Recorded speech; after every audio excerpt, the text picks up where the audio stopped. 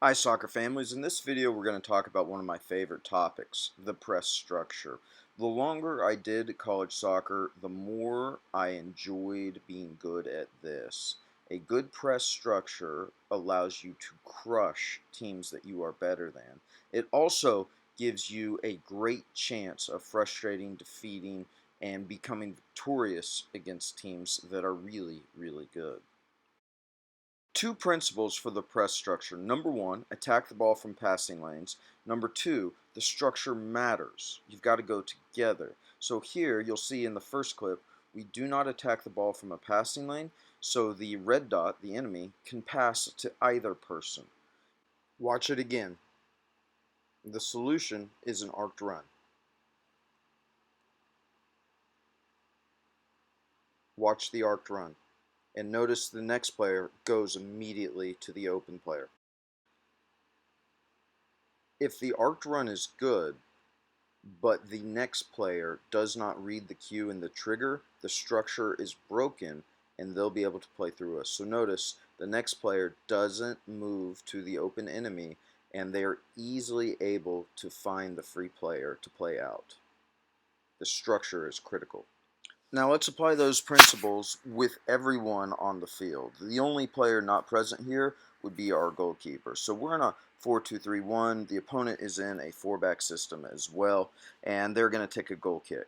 The first thing that has to happen is that R9, this player, has to set a direction with an arced run and enter the box.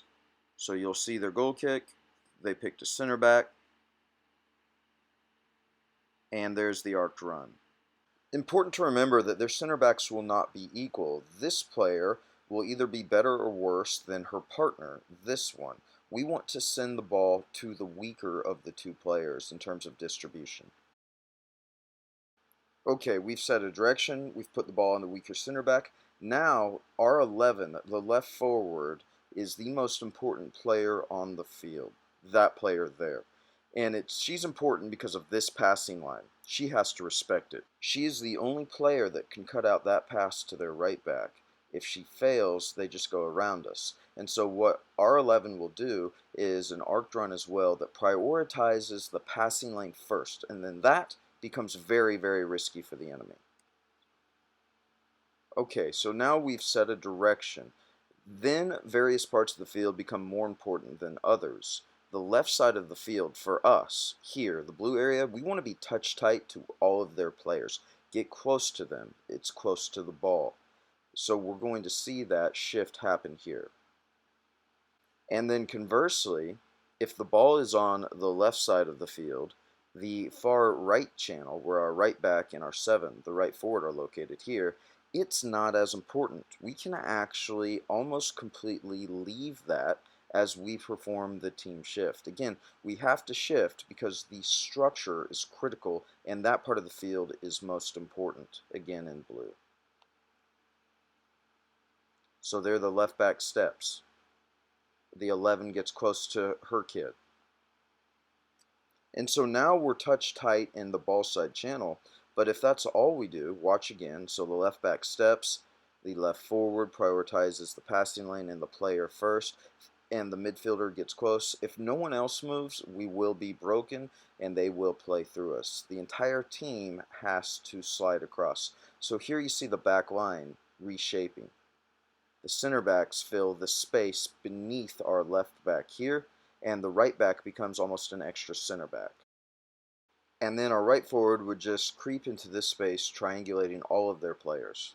Again, the first thing we want from the 9 is a direction, but if the enemy plays across us and goes back across the field, well, first of all, maybe this player, if the pass is bad, can just go win the ball and score the goal.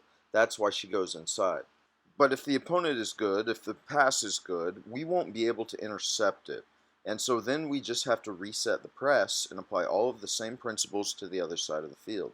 So the 7 picks up their left back, which you see here.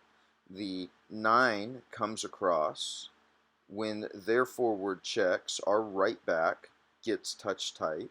And then the back line just reshapes. So there the 9 goes. And now the center back shrinks the gap and fills the space behind the wing back. the other center back is connected to her, and the left back gets reconnected to the back line. Again, prioritizing space in a zonal system. And that's basically how it works. There are, of course, always some exceptions or additions. I'm going to go over one of those right here, and it's when you face an expanded back four. I call it an expanded back four because look at this player and this player. They're center backs. They start outside of the box. That changes things a little bit. If they play to the side that our center forward starts on, it's still pretty straightforward. The 9 just makes an arced run, and that begins to set the press. The midfielders get tight. If, however, we'll reset all of this, they play to the other side where the 9 is not located, the distance the 9 has to travel is just way too far. It would take her forever to get there, and it's exhausting to do that over and over. So instead of having the 9 run super far, the 10, who is closer, she would just go and press like the 9. And then in return, the center forward, she screens their 6. That's really all there is to it.